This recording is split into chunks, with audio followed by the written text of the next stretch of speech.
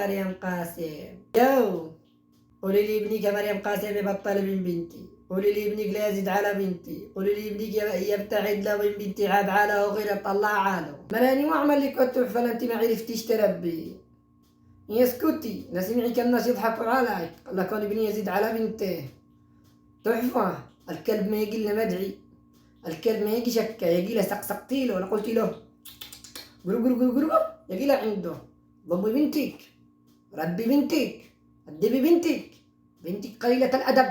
هذا خبرك ومريم قاسم. يقول لك أنت وقريك بنيت بيتك ما بنيت ومريم قاسم. وقولي لي ابنك مثل ما تدين تدن، مثل ما يزيد على الناس شكوا يزيدوا على بناتك. وإذا كان بيته من زوجة قولي له لا يرميش بيوت الناس بالحجارة.